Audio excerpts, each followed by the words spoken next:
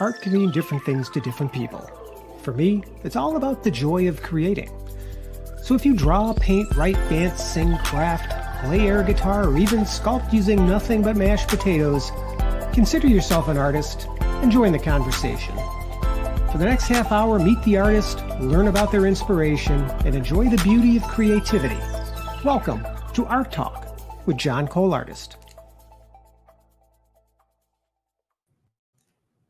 Hey, good evening, everyone. It's John Cole Artist. I want to thank everyone for tuning in live, or if you're watching the replay, or if you're listening to the podcast on Spotify or any of the other major podcast networks. Today is October 3rd. If you can believe we're in October already. And I don't know about you, Karen, but in New England, we're starting to see leaves turn. I don't think you get a lot of leaves turning down south, do you? Oh, no leaves turning. It's still sunny and 80. Yeah, see it. I wish I was there. Anyway, folks, I'd love to introduce you tonight to Karen Thomas. Karen Thomas is the owner and operator of Peyton's Promise Sanctuary. It's an incredible organization, and we're going to spend some time talking about that tonight. But first, I think we need to know a little bit about Karen. So, Karen, would you mind introducing yourself to our audience? Absolutely. So, yes, my name is Karen Thomas, and I live down in the Florida Keys, tiny little islands, 90 miles north of Cuba, and it is feeling like fall today. Actually, we have a breeze, and it's beautiful. So the humidity dropped a little bit. So we do get slight changes in seasons here. Yeah, that's light compared to here. Yeah. So, I've been here for 20 years. So a little bit about me. My career I still am a registered nurse. So I worked in the human compassion industry for a really, really long time. And my passion since I was a young child was dogs. So now I've slowly made my way out of the human nursing industry, and I finally opened a sanctuary for dogs that are from shelters. And the criteria that I take in are senior, often they're nearing end of life, sometimes hospice, special needs, or otherwise difficult to adopt. And I bring them here, and I use my medical background, with my background in compassion, and just try to make them as comfortable as possible. They can call this their forever home, or if they're able to be rehabilitated, they can be up for adoption. Wonderful, wonderful. Well, before we get into the details, because I really want to talk to you about that, I want to know a little bit more. Christine's on. She says, hello, beautiful souls. Karen is an angel. Christy Farisi, we know her. Matter of fact, she was on my show last week. Was it last week? I think it was. Hello, Karen and John. And also want to say hello to Beth Griffin. Hello, amazing souls. So happy to be here with you. Oh, hi, Beth. Yeah, so we mutually, we know some truly wonderful people, and I think that's great. I mean, that's fantastic. Yes. So your sanctuary, I knew you before you got the sanctuary started. That's right. And I remember some of the trials and tribulations you went through just trying to resolve location, right? And all this stuff. So I know it wasn't easy. And even setting up the nonprofit, because you guys are a nonprofit. That's right. Now let me ask you, and I think this is always going to be, I would think somebody's first question is, why do this? I mean, where's the gap where something like this would have to be? Well, I have been volunteering my first volunteer experience in a shelter environment was when I was 7 years old. And that's when I knew that I wanted to help these dogs. And in my adult life, I've been volunteering at our local shelter here in town since I moved here. So that's been over 20 years. And I always gravitated toward the senior dogs that were, surrendered to the shelter by no fault of their own. The shelters are really, no matter how hard we try to make it calm and serene and beautiful, it's a stressful environment, right? Dogs are there for a variety of reasons, and all different animals are there, but I'm just focusing on dogs. And it's stressful. Right. And to have a senior geriatric dog come in who is possibly end of life, arthritic, and they have to get around and learn a new routine, and why am I here? I just really took to those dogs, and I thought, I really would love to have a soft place for them to land. The ones that have been surrendered because of medical needs. It's too expensive for the families to take care of them. They don't know what to do anymore. They're urinating in the house. They're incontinent. They can't walk. It's too expensive to keep them on their meds. Those are the dogs that I want. And they're just so grateful. They are just so incredibly grateful to have a place where they can just decompress and stay here forever, or be in a loving foster home and just know that they're safe, right? Mhm. That's the bottom line. All animals in the shelter, they want to know that they're safe. And I try to make a really, really safe, soothing environment for them here to just be comfortable and to live out their lives. Right, right. Yeah, because Christine and I, we had a dog. It was our first dog. So Yes. far, he's been the only dog. And of course, he passed away last year, um, unexpectedly. It wasn't something that he wasn't an older dog. He wasn't, as far as we knew, a special needs dog. He just, came with some issues with his breathing and things like that. And I know that having to make the decision at the time to have him euthanized was extremely painful, but at the same time, we knew there really wasn't any there wasn't any real solution to his problem, right? Um, so in the case of the dogs that you take, though, and you mentioned a few of them, right? Financially, because I know for a fact that it's super expensive sometimes. If it's like a person, maybe not as bad, because I know the hospital system can be a little pricier than perhaps a vet, but at the same time, that the overhead can be quite high.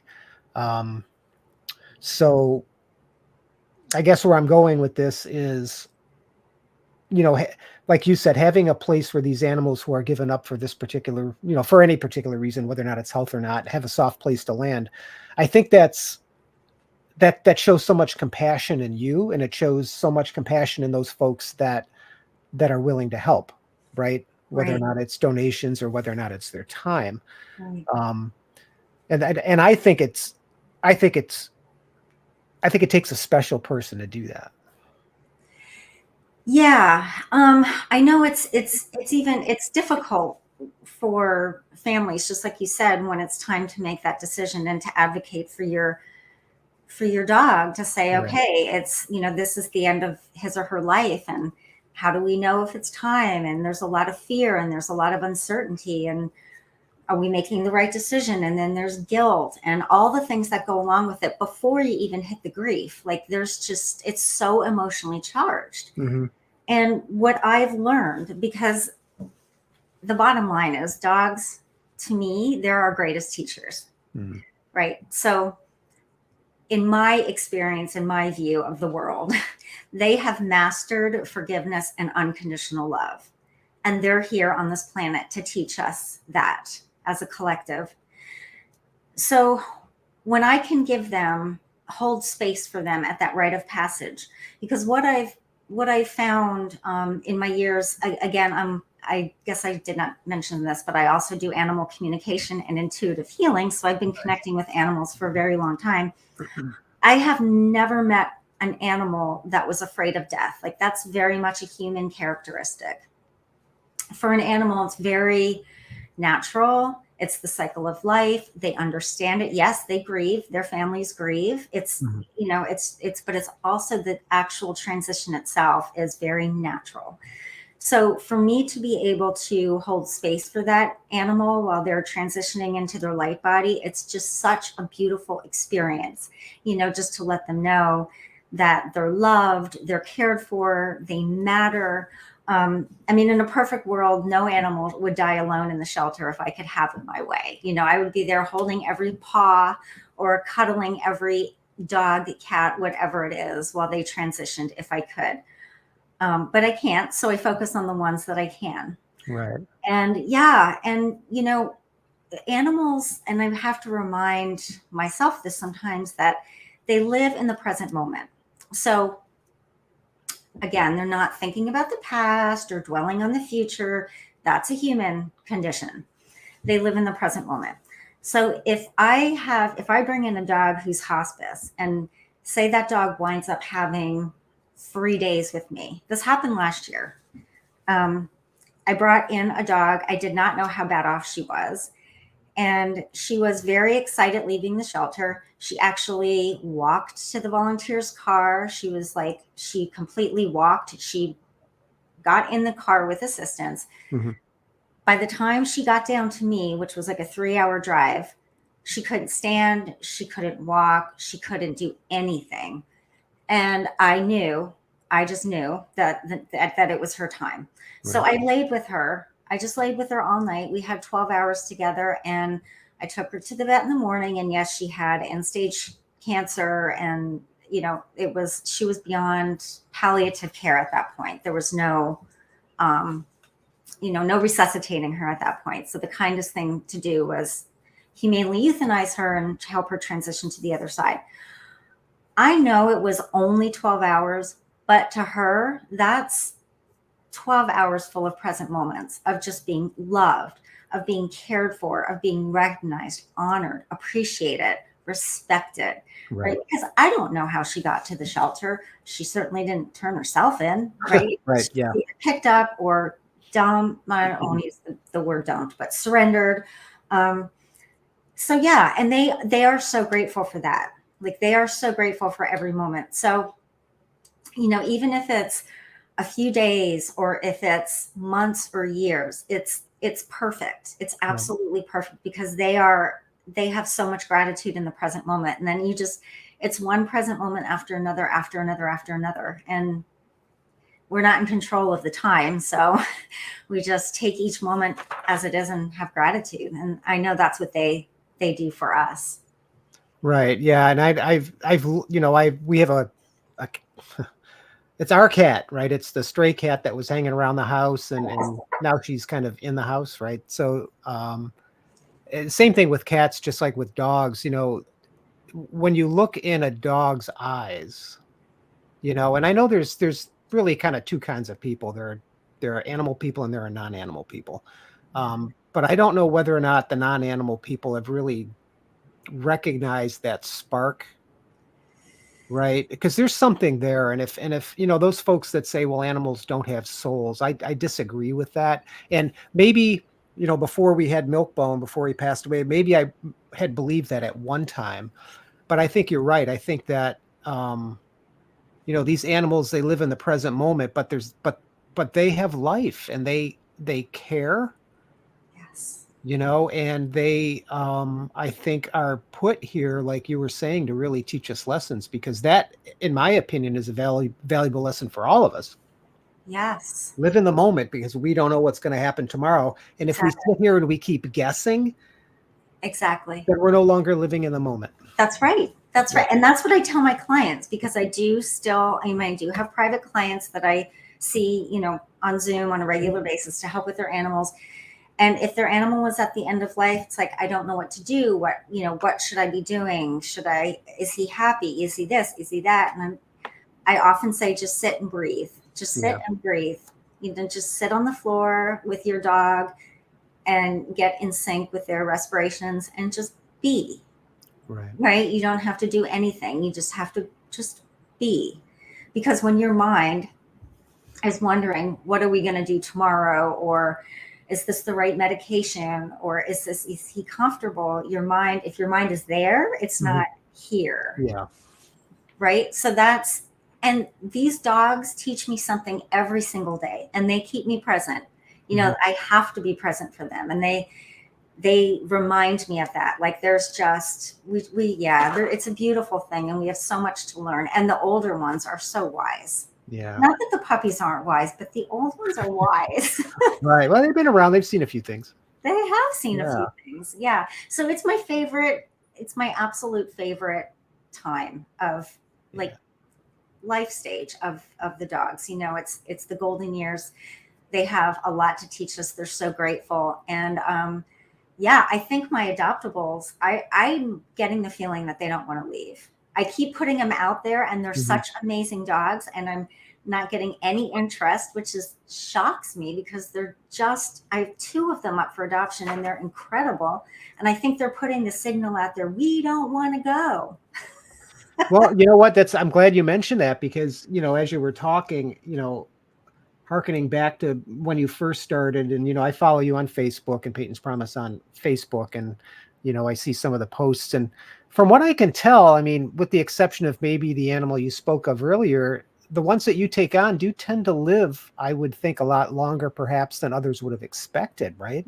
Absolutely. Yeah. Absolutely. So I'm affiliated with, I'm a rescue partner of some of the major shelters in the state of Florida. So I'm affiliated with Miami, Mhm. Orlando, and Tampa. And of course, I can pull from our local shelters here, but we have an amazing shelter system. Our Florida Keys SPCA is incredible down here, and the dogs are treated like kings and queens.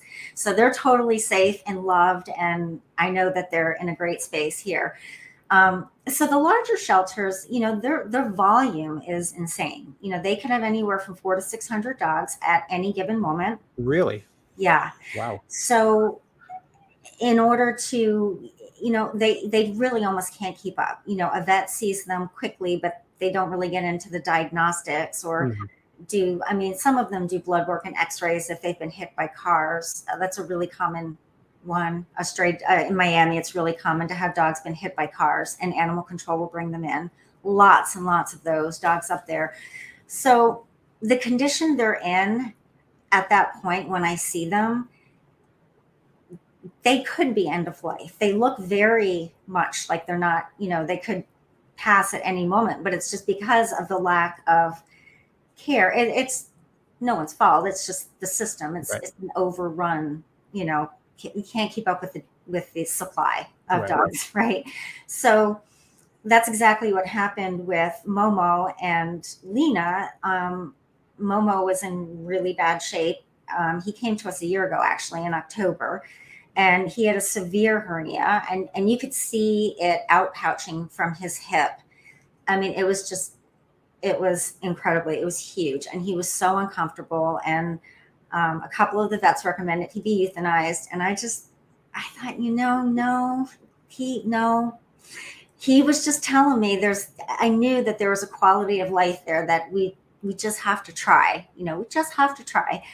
And he did great, and he came through a major surgery. It took months to recover, and now he's about 11 years old.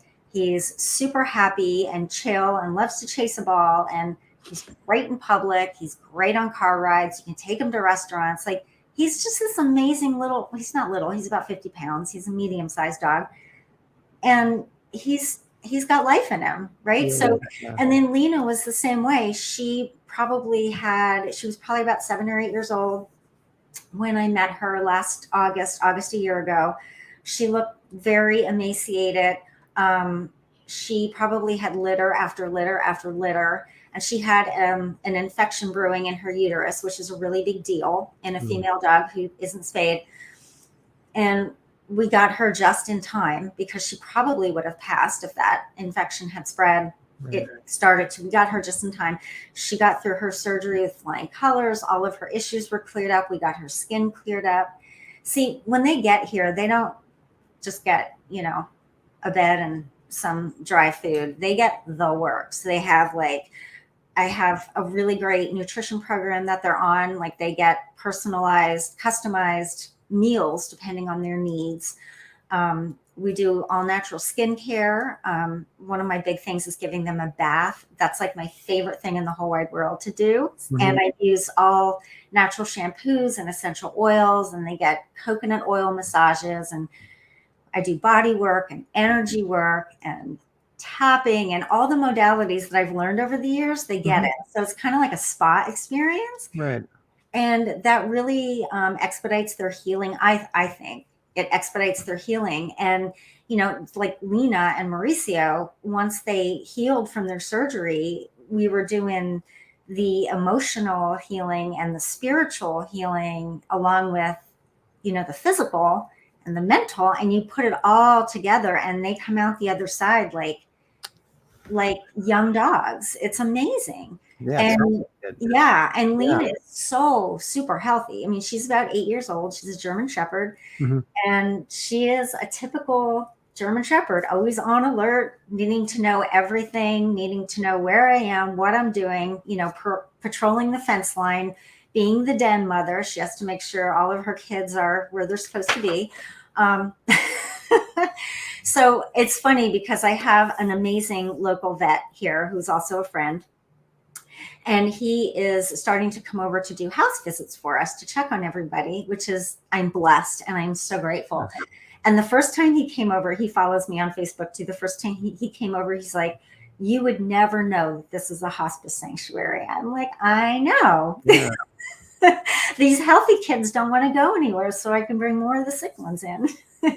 So how many dogs do you or can you support at one time? That's a nice way that you put that. Can I support? Yeah. So physically, right now I have 6 dogs in the sanctuary, 2 in my house. 2 in my house are mine. So I have 6 Peyton's Promise dog.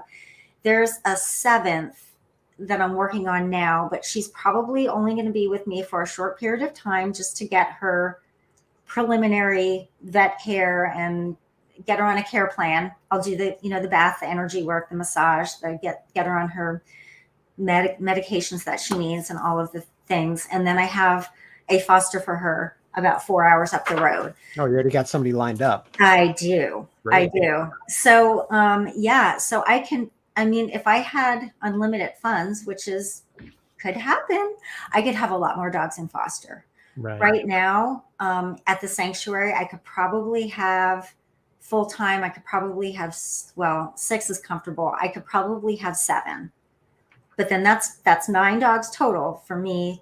That which is not a big deal for me, but I just have to know that I am one person, and I don't want to. I have to pace myself. So, right. And that's all low. You said 9 total.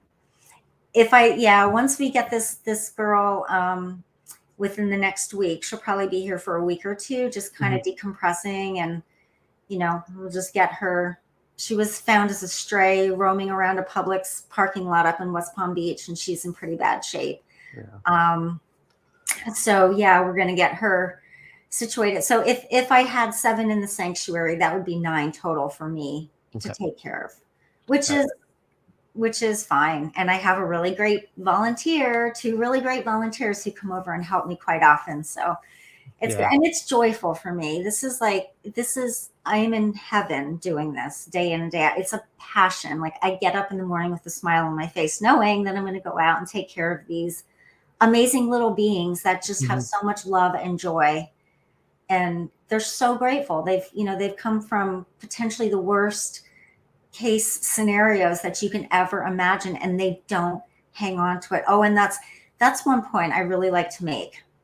This is really huge. I try to teach my clients and the public, like, please try not to hold the dogs in their story, because they don't hold on to it. So, like, if there was a dog hit by a car and you adopt that dog and you say, look, this is my rescue dog and he was hit by a car, and you've said the same story for 4 years, they don't live in that. And you're just going to keep putting that energy of hit by a car connected to their name.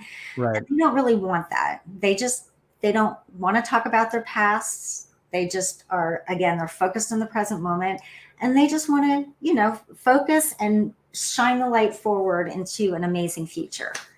There's another lesson. That's 2 lessons so far, if not more, that I can even pick up. Now, Christine has a good question. She says, do you think because there is such an overwhelming amount of dogs in the shelters that they or the vets are quick to euthanize the animals? And then she said, what can the community do to help?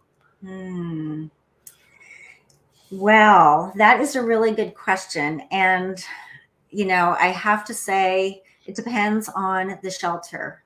Now, we're not going to get into a political debate or a talk over this, but if it is, honestly, if the shelter is considered a no-kill shelter, no, they don't do a lot of euthanizing, which makes a lot of sick dogs in the shelter that really, really need to get out. What can the community do? The community can spay and neuter their animals. Really, that's where it starts. It's honestly, if I don't have the numbers off the top of my head, but one litter of puppies can turn into like hundreds of dogs in a short amount of time. And Right. we just don't have the homes. And I'll tell you what, people think it's amazing. They have the most amazing purebred lab, and they really want this dog to have puppies. That's great. I understand your heart is in the right place, but think about the long-term effects. We don't have enough humans to take these animals. And I don't know how it is in the rest of the world, but we have a housing crisis down here. A lot of places don't even accept pets. Yeah, that's a really good point. I know that yeah, a lot of when I was renting before we bought the house here a number of years ago, that was always an issue with our dog. And even if if you're renting and they do accept pets, there are in some states laws that the people renting can then charge you extra money, for damages, potential damages, which Right. with us never happened, but we still had to pay this added cost. And then there might be some other overhead, and that just discourages people, I think. That's I, right. and I think that again, it goes back to what I said when we first started. I think there's really two types of people: animal lovers and non-animal lovers. And although I can respect landlords or places because perhaps they're worried about damages and whatnot, we hear about cases of bad things happening, but that's such a small percentage No, of what dogs are about, and I know.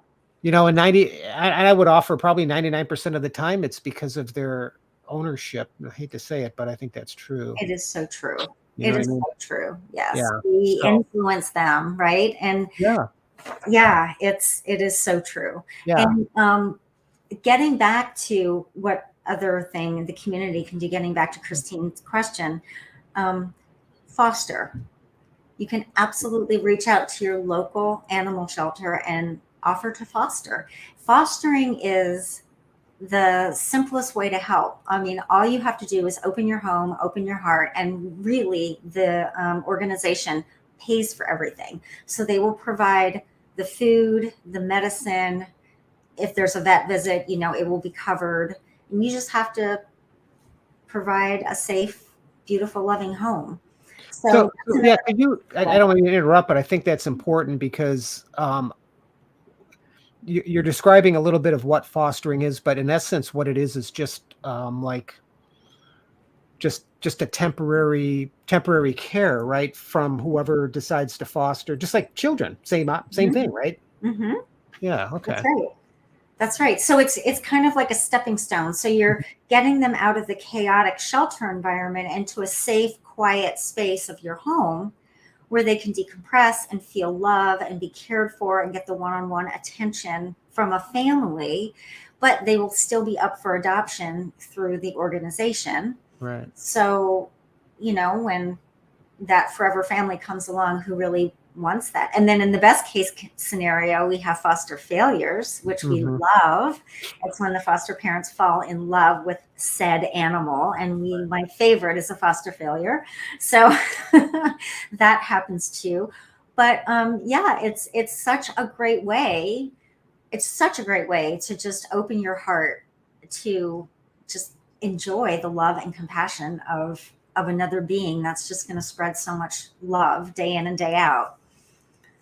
Yeah. No, I hear you, and I would hate to say, but I probably would be a repeat offender on the foster failure portion. I'm just saying, I love dogs. That's awesome. I think it would be cool. So awesome. So as far as Peyton Promise goes, if people wanted to learn a little bit more about what you do, because you're a very small organization, as you've described, you can take a max of 9, and that's 2 of your own, right? Yeah. Right. And of course, the foster program that you have in place. But what could they do to help? Donations are always greatly appreciated. I mean, Okay. really, we have between the vet bills and the food and the medications, and it adds up. Sure. So I have I have a wish list on Amazon. I have a wish list on Chewy. We Hmm. have people can donate through Venmo and PayPal. That would be amazing. We do some local fundraisers throughout the year. Um, and I have a fundraiser coming up actually for November that is going to be on, it's virtual, but you can Mhm. set an appointment for it. So it's going to be five of my animal communicator colleagues and myself, so six animal communicators total, are getting together and offering our services for the month of November. And we are offering 30-minute animal communication sessions for you and your animal, past or present. Yes, we talk to dead animals. And for every 30-second or 30-minute session booked in the month of November, a portion of that will come back to Peyton's Promise. So That's so I'm cool. super excited, and Christine is going to be involved in that, your beautiful wife. And I'm so excited. In fact, it was Christine's idea because she's so smart. Yep, she's so Yeah. smart. So we just pulled our brains together and thought, well, this, and every animal communicator has something to offer. Everybody kind of has a different twist on their intuitive work that they have to offer. So everybody's bios will be on the website page. This will be blasted all over social media, and you'll be able to book through the website. And yeah, I'm looking forward to it. I'm really looking, because it's great. Some of the animal communicators I have doing this don't even offer 30-minute sessions anymore. Like Mm. it's an hour, an hour minimum. So Right, right. this is going to be an affordable way to talk with some of the best, most amazing. I mean, these are the girls that I go to when I need help, because oftentimes we can't read our own animals because our emotions get stuck. We get in our own way of our animals. So I will turn to these amazing women and say, help, I need help with the dog. Mhm. So I think it's just going to be a powerful force coming together to offer this. No, I'm looking forward to it. yeah, and Beth says that's so exciting, and it absolutely is. And for those folks, and I think it was, I've had a couple animal communicators on, the John Cole artist, or Art Talk, um, and for those folks that are non-believers, I think you need to perhaps take a step back and just kind of evaluate what that's all about, right? I mean, for Yeah, years we've heard of things like horse whisperers, we've heard of the ability to leverage our intuition, in cases of danger and things like that. Animal communications, the way I interpret it, I mean, I'm not an animal communicator, is basically some folks are trained and to be more attuned to their intuition, or they just are naturally a little more intuitive, perhaps, than you and I. Not you, because you are an animal communicator, but than me, right? Because I right. don't have that strong connection.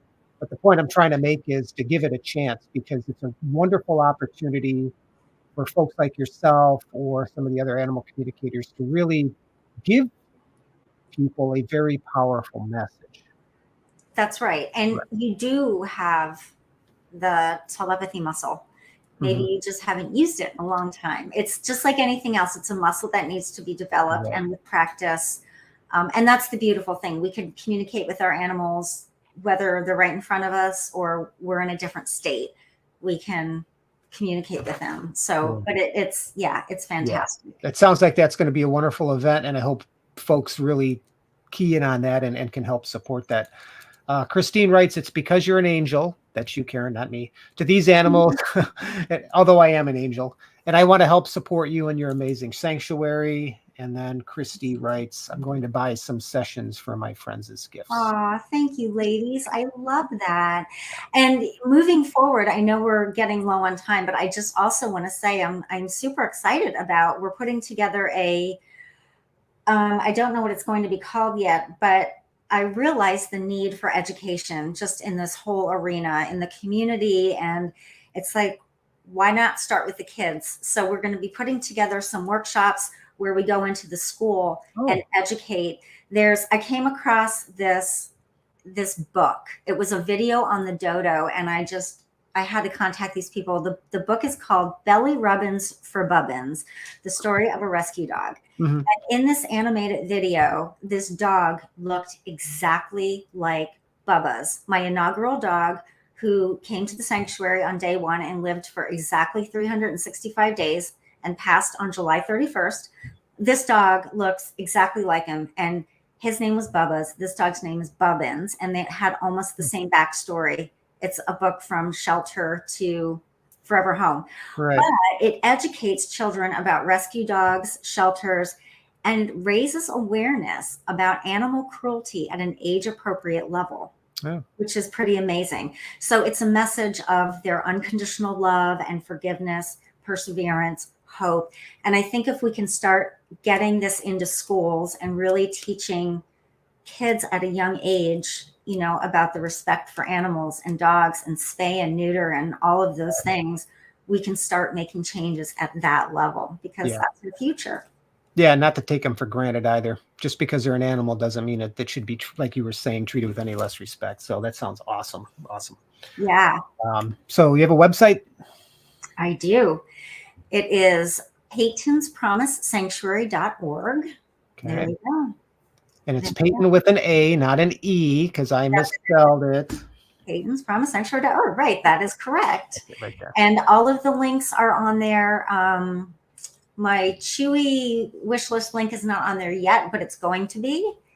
And the fundraiser for November should be up, I'm hoping, within the next couple weeks. So that will be a page on my site, and that will be all over social media.